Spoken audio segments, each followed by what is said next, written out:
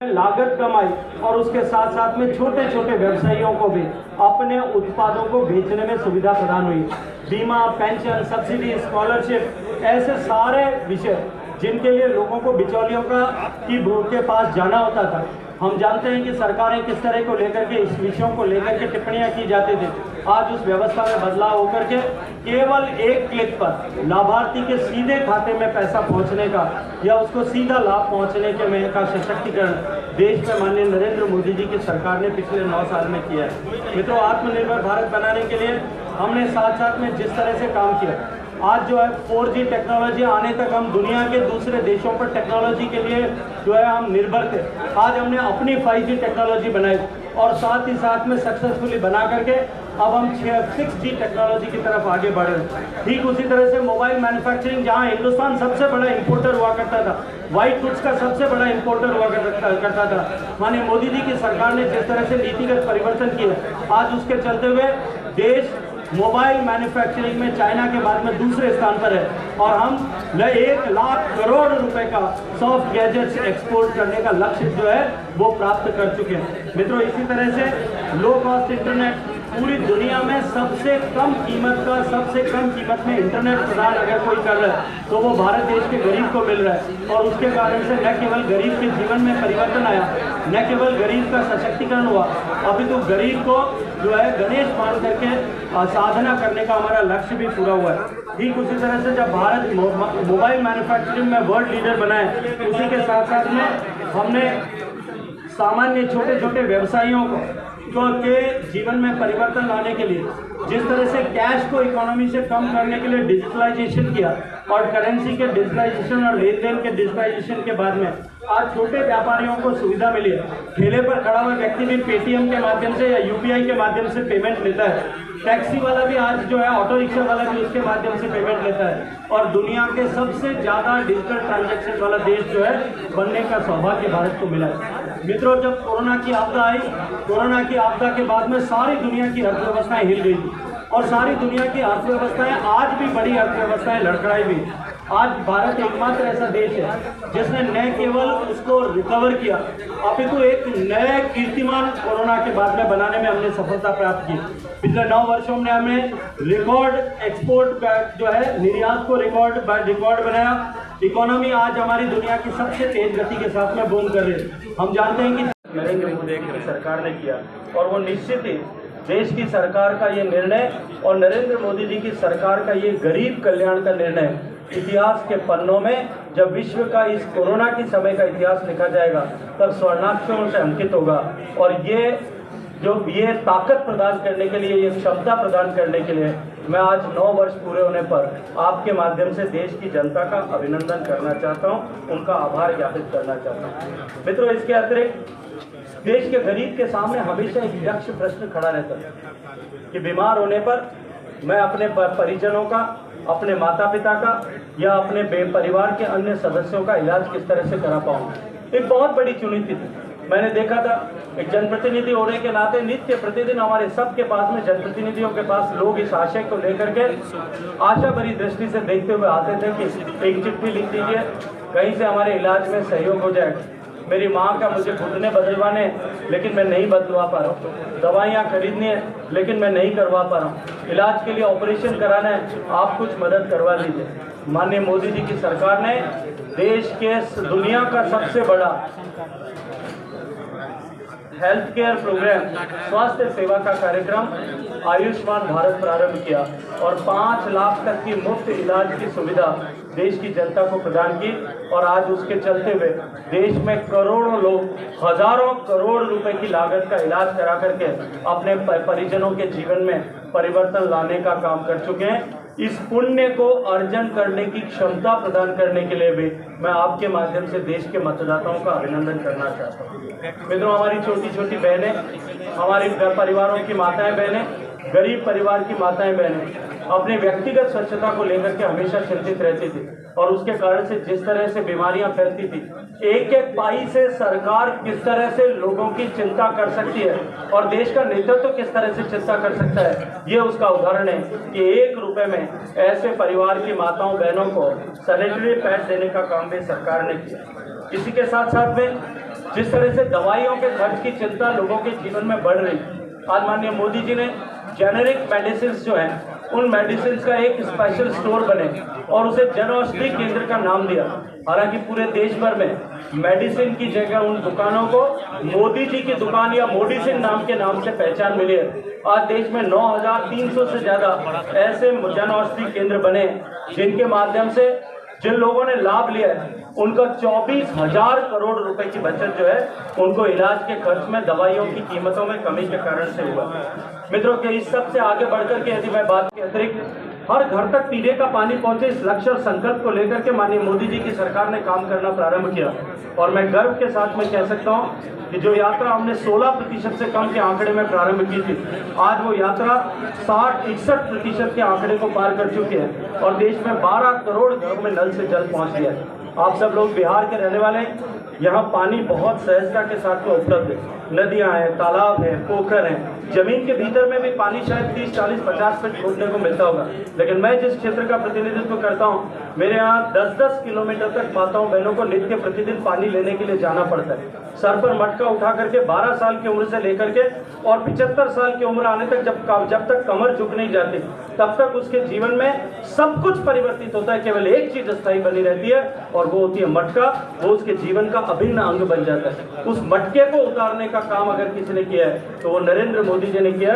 आज 12 करोड़ घरों तक पीने का पानी जो है वो स्वच्छता के साथ में पहुंचा है और शिकागो यूनिवर्सिटी के लॉरेट प्रोफेसर माइकल क्रेमर ने अभी एक स्टडी करके रिपोर्ट दिया है कि देश में 1,36,000 लोगों का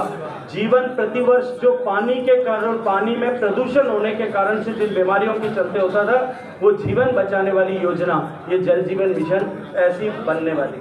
मित्रों, इसके अतिरिक्त देश के गरीब महिलाओं के जीवन में एक बहुत बड़ा अभिशाप था। उन्हें अपने दिन के कई घंटे केवल लकड़ियां बीनने में और भोजन बनाने के लिए प्रतिशत मकानों को माताओं बहनों के नाम पर, परिवार की गृहिणियों के नाम पर रजिस्ट्री करा करके हमने उन माताओं बहनों को लखपति दीदी बनाने का जो है वो सौभाग्य प्रदान किया है। ये सौभाग्य प्रदान करने की सेवा का अवसर देने के लिए भी मैं देश के मतदाताओं का आज इस 9 वर्ष पूरा होने पर अभिनंदन करते हुए आभार ज्ञापित करना चाहता हूँ। तो जब नरेंद्र मोदी जी के नेतृत्व में सरकार बनी थी, आजादी के लगभग 7 दशक पूरे होने वाले थे और इन 7 दशकों में हमने देश को आगे बढ़ाने के लिए बहुत सारे जतन यत्न शायद देश की सभी सरकारों ने किए होंगे। लेकिन कल्पना कीजिए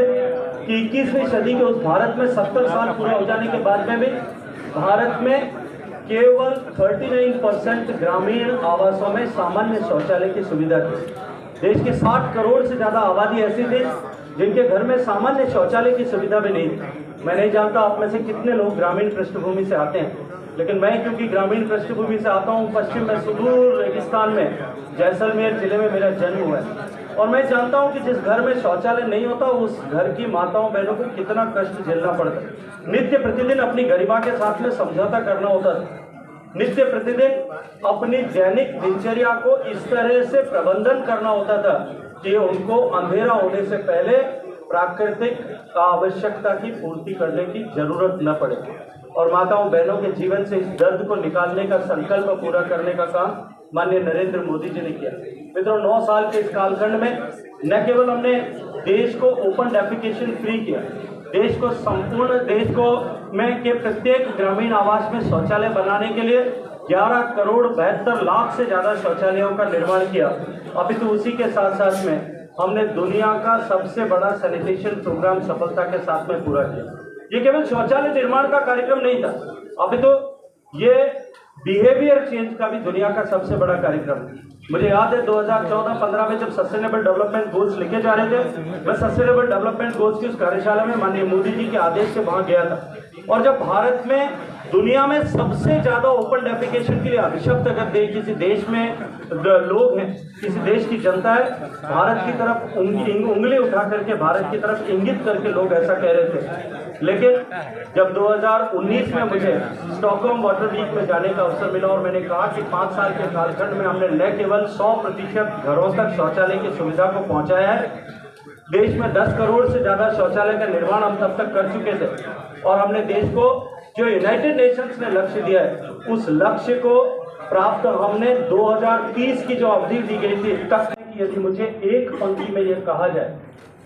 कि माननीय नरेंद्र मोदी जी की सरकार की उपलब्धि क्या है और एक पंक्ति में उसे विवेचित करने के लिए कहा जाए, तो मैं ये कहूँगा कि जो विश्वास देश की जनता इस लोकतांत्रिक व्यवस्था पर खोने लगी थी, वो विश्वास पुनर्स्थापित करने में माननीय नरेंद्र मोदी जी की सरकार ने सफलता प्राप्त की। मित्रों, हम सब जानते हैं कि सेवा, सुशासन और गरीब कल्याण को लेकर के, गरीब के जीवन में परिवर्तन लाने के उद्देश्य को लेकर के जो योजनाएं प्रारंभ की गई थी, आज उनका परिणाम धरातल पर दिखाई देने लगा है। देश में पहली बार, इसको कौन ऑपरेट कर रहे थे, चलिए स्लाइड और नेक्स्ट। देश में पहली बार गरीब को न केवल सुरक्षा मिली, गरीब को इस बात का एहसास होने लगा है कि मेरे हितों का संरक्षण करने वाली सरकार हम सब के बीच में है। अभी तो साथ ही साथ में गरीब का सम्मान भी लौटाने का काम इस सरकार ने किया है। और जिन्हें दशकों तक केवल ये एहसास दिलाया गया था कि वो देश की अर्थव्यवस्था पर या देश की बढ़ते हुए विकास पर एक बोझ मात्र है, वो देश के विकास के क्रम में अर्थव्यवस्था पर बोझा बन करके उसे कमजोर करने के लिए काम करते हैं। आज वही गरीब देश के जीवन को, देश को परिवर्तित करने के लिए, देश को सशक्त बनाने के लिए बराबर सहभागी बन के काम करने की दिशा में आगे बढ़े। मित्रों, सरकार के पैसे, एक एक पैसे से गरीब की भलाई किस तरह से हो सकती है, इसका नायाब उदाहरण अगर कहीं देखना है तो वो माननीय नरेंद्र मोदी जी की सरकार में देखने को मिलता है। एक एक पैसा सरकार का गरीब के कल्याण के लिए खर्च हो, गरीब के स्वास्थ्य को लेकर के खर्च हो, गरीब के जीवन में परिवर्तन लाने के लिए खर्च हो, इस लक्ष्य को लेकर के माननीय नरेंद्र मोदी जी की सरकार ने निरंतर काम किया। मैं अपनी बात को टीकाकरण से प्रारंभ करना चाहता हूँ। मित्रों, देश में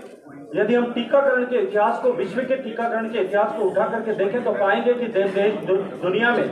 5 ऐसी बीमारियां जिन पर टीके के माध्यम से काबू पाया गया, टिटनेस से लेकर के जैपनीज इंसेफ्लाइटिस तक, टीके को भारत में, विश्व में बन करके लगना प्रारंभ होने से लेकर के और भारत तक पहुंचने में 74 साल से लेकर के 17 साल तक का समय लगा था। ये नरेंद्र मोदी जी का भारत था जब विश्व थर्राया हुआ था। पूरा विश्व भारत की तरफ सशंकित दृष्टि से देख रहा था कि यदि भारत में कोरोना की आपदा आ जाएगी तब उसका प्रभाव और दुष्प्रभाव किस तरह से होगा और संपूर्ण विश्व पर उसका किस तरह से प्रभाव होगा। उस समय नरेंद्र मोदी जी ने न केवल कुशल प्रबंधन कोरोना का किया, अभी तो उसके साथ साथ में भारत में ही बना हुए 2 टीकों का निर्माण किया। सबसे ज्यादा इफेक्टिव टीकों का निर्माण किया गया, सबसे सस्ते टीके का निर्माण किया, विश्व भर में उसको पहचान मिली है। और यूनाइटेड नेशंस ने पिछले दशक को, 10 साल को डिकेड ऑफ रिस्टोरेशन मानते हुए जो दुनिया भर से ऐसे कामों की प्रविष्टियां मांगी थी, उन 190 देशों की प्रविष्टियों में जो सबसे बेहतरीन 10 काम हुए जिनको दुनिया के टॉप 10 रिस्टोरेशन प्रोजेक्ट के रूप में पहचान मिली, उसमें 5वें पायदान पर नमामि गंगे मिशन को पहचान दिलाने का सुयश माननीय नरेंद्र मोदी जी की सरकार ने प्राप्त किया। चीता जो देश से लिप्त हो गया था, आज चीते को नामीबिया से ला करके देश में लाया गया। इसी तरह से वन्य जीवों के संरक्षण और उनके लिए नए इकोसिस्टम को डेवलप करने के लिए भी देश की सरकार काम कर रही है। मित्रों, हम सब जानते हैं कि देश की सुरक्षा को सर्वोपरि मानते हुए नरेंद्र मोदी जी की सरकार ने जिस तरह से काम किया, उसके चलते हुए आज देश का सम्मान पूरे विश्व भर में बढ़ा है। एक समय था भारत के सैनिकों का गर्दन काट करके उनको जानवरों जो है ले जाया जाता था, भारत के सैनिकों की हत्या करके उनको लाठी पर जानवरों की तरह बांध करके ले जाया जाता था और हम यूनाइटेड नेशंस और दुनिया के दूसरे प्लेटफॉर्म पर जाकर के गुहार लगाते थे। माननीय नरेंद्र मोदी जी ने यह तय किया कि भारत और भारत के बाहर कहीं भी भारत विरोधी गतिविधियों को हम बर्दाश्त नहीं करेंगे। सर्जिकल स्ट्राइक करके, एयर स्ट्राइक करके ये संदेश दुनिया के सामने दे करके हम भारत को अमेरिका और इजराइल के बराबर पंक्ति में ला करके खड़ा करने में सफलता माननीय मोदी। जब संसदीय दल का नेता चुने जाने के समय संसद के केंद्रीय कार्यालय में माननीय नरेंद्र मोदी जी ने जब नई चुनी हुई सरकार किस रास्ते पर जाएगी, नई चुनी हुई सरकार की प्राथमिकताएं क्या होगी, नई चुनी हुई सरकार किन लक्ष्यों को लेकर, किन विषयों को लेकर के काम करेगी, इसको लेकर के एक संशय देश भर में था। माननीय नरेंद्र मोदी जी ने संसदीय दल का नेता चुने जाने के साथ ही अपने भाषण में इसे विश्व के सामने और भारत के सामने स्पष्ट किया। उन्होंने कहा कि जनसंघ की स्थापना के समय से हमारे मार्गदर्शकों ने जो मार्ग हमें दिया है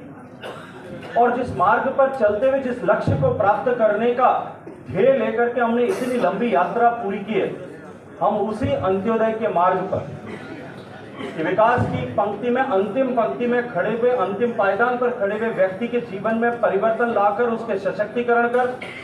उसके जीवन में परिवर्तन लाते हुए हम देश को विकसित भारत की तरफ ले जाएंगे, विकसित भारत बनाएंगे। इस संकल्प को लेकर के काम करेंगे। और उन्होंने इसे स्पष्ट करते हुए कहा कि मेरी सरकार गांव, गरीब, किसान, पीड़ित, शोषित, वंचित, इन सब के कल्याण के लिए, इन सब के जीवन में परिवर्तन लाने के लक्ष्य को लेकर के काम करेंगे। आज जब 9 साल बाद मैं पीछे घूम करके देखता हूं, या हम सब अगर पीछे घूम करके देखें, तो हम पाएंगे कि सरकार ने निश्चित ही अपनी योजनाओं के माध्यम से, अपने कार्यों के माध्यम से जिस तरह की नई गवर्निंग की परिभाषा पिछले 9 साल में माननीय मोदी जी के नेतृत्व में सरकार ने दी, लास्ट माइल डिलीवरी को प्राथमिकता मान करके उसे किया है। मित्रों, मैं स्मरण कराना चाहता हूं आपको 2014 से पहले के भारत की क्या स्थिति है। नित्य प्रतिदिन नए नूतन घोटालों के समाचार, एक घोटाले का समाचार पूरा न हो, वो श्रृंखला समाचार पत्रों में या टीवी चैनल्स पर पुरानी न हो जाए, उससे पहले ही दूसरे किसी बड़े घोटाले के समाचार आकर के उस घोटाले के समाचार को ढकते थे। जिस तरह से भाई भतीजावाद था, जिस तरह से राजकीय संसाधनों की लूट, राष्ट्रीय संसाधनों की लूट खसोट हो रही थी, और सभी मोर्चों पर जिस तरह से भारत विफल हो रहा था, चाहे वो सामरिक मोर्चा है, चाहे वो कूटनीतिक मोर्चा है, चाहे वो आर्थिक परिदृश्य होगा, जिस तरह से सामाजिक ताना बाना छिन्न भिन्न हो रहा है, भारत की जनता में जो लोकतंत्र हमने बहुत लंबे युद्ध के बाद, लगभग 2 सदियों के संग्राम के बाद में जो आजादी हमने हासिल की और जिस लोकतंत्र पर भारत की जनता ने विश्वास किया, देश की जनता की आस्था और विश्वास इस लोकतंत्र पर कहीं डगमगाने लगा। लोगों के मन में इस तरह का भाव उदित हो रहा है कि बाढ़ ही खेत को खा रही, और अब शायद इस तरह के गठजोड़ों के चलते हुए किसी तरह के समाधान की गुंजाइश नहीं है। और क्योंकि देश में दिल्ली के कमजोर होने के बाद में जिस तरह से साझा सरकारें बनने का ट्रेंड प्रारंभ हो गया था, उसके चलते हुए लोगों को किसी एक पार्टी की, किसी एक नेता के नेतृत्व में बहुमत की सरकार बनेगी, पूर्ण बहुमत की सरकार बनेगी, ये विश्वास लगभग प्राय समाप्त हो गया था। उस महत्वपूर्ण कालखंड में देश की जनता ने नरेंद्र मोदी जी के नेतृत्व पर और भारतीय जनता पार्टी की विचारधारा पर विश्वास करते हुए 30 साल बाद भारतीय जनता पार्टी को पूर्ण बहुमत की सरकार बनाने का आशीर्वाद प्रदान किया। निश्चित ही वो एक ऐतिहासिक क्षण था, लेकिन उस लोन को चुकाने में उसकी कमर टूट जाती। मित्रों, देश की सरकार ने, माननीय नरेंद्र मोदी जी ने यह निर्णय किया और देश के प्रत्येक किसान को इस विषय में सहूलियत प्रदान करने के लिए उसके खाते में 6,000 रुपए फसल चक्र के साथ में जमा कराने का काम किया। और आज उसका परिणाम ये हुआ कि देश के किसानों के जीवन में परिवर्तन आया। जहां कांग्रेस और यूपीए ने 40-50 हजार करोड़ रुपए के लोन माफी करके अपने आप को यशस्वी बताने का काम किया था, नरेंद्र मोदी जी की सरकार ने किसानों के खाते में इस 6,000 रुपए की प्रधानमंत्री किसान सम्मान निधि के माध्यम से पिछले वर्षों में 2.5 लाख करोड़ रुपए के लगभग राशि जमा कराने का काम किया। मित्रों, इसके आगे सामाजिक न्याय, जिस विषय को लेकर के इस देश में अलग तरह की वो परिकल्पना बन गई। सामाजिक न्याय का विषय तुष्टीकरण से जुड़ गया और तुष्टीकरण वोटों की राजनीति के आधार पर, वोट बैंक के आधार पर, धर्म और मजहब के आधार पर, अपने और पराये के आधार पर तुष्टीकरण किए जाते थे। नरेंद्र मोदी जी की सरकार ने सामाजिक न्याय के संकल्प को तुष्टीकरण नहीं, संतुष्टीकरण और संतुष्टीकरण के साथ में सशक्तिकरण के दृष्टिकोण से लिया। आज उसका परिणाम भी हम सबको दिखाई देता है। मित्रों, विकास की इस यात्रा में बहुत सारी अगड़ी जातियां वो कहीं न कहीं पिछड़ गई और पिछड़ते हुए जमीन के सिमटने के कारण से, अन्य सामाजिक कारणों से, आर्थिक कारणों से वो पिछड़ते हुए बेहाल हो गई थी। बिना किसी के भी कोटे को प्रभावित किए हुए माननीय नरेंद्र मोदी जी के सरकार ने 10% का आर्थिक आधार पर आरक्षण ऐसे अगड़ी जातियों को देने का काम किया। मैं आज उन सब गरीब अगड़ों की तरफ से, उनके परिवार और परिजनों की तरफ से, उन सब युवाओं की तरफ से जिनके जीवन में आशा का संचार माननीय नरेंद्र मोदी जी ने किया है, उनकी सरकार ने किया है, उस अवसर को प्रदान करने और क्षमता को प्रदान करने के लिए, गरीबों का कल्याण करने की इस हैसियत को प्राप्त करने के लिए भी देश के मतदाताओं का आपके माध्यम से अभिनंदन करते हुए आभार व्यक्त करना चाहता हूँ। मित्रों, जो पिछड़ा आयोग अनेक वर्षों से देश में काम कर रहा था, लेकिन पिछड़ा आयोग को संवैधानिक दर्जा नहीं था। उसके कारण से उसके द्वारा की गई अनुशंसाओं का अवमूल्यन होता था। माननीय नरेंद्र मोदी जी की सरकार ने पिछड़ा वर्ग को सशक्तिकरण करने के लिए राज्य पिछड़ा आयोग को भी जो कमीशन को भी सोशल एम्पावरमेंट के लिए संवैधानिक दर्जा देने का काम किया है। तो इसी के साथ साथ में देश में जो ऐसे लोग जो प्रकृति और प्रभु के मार्ग के चलते कहीं न कहीं उनके जीवन में कोई न्यूनता रह जाती है, माननीय प्रधानमंत्री जी ने उनको सम्मान देते हुए उनका नाम जो है वो दिव्यांग ऐसा नोमेनक्लेचर देश में प्रारंभ किया। ऐसे ही खबरों के लिए जुड़े रहें हमारे साथ और देखते रहें न्यूज़ टेल बिहार।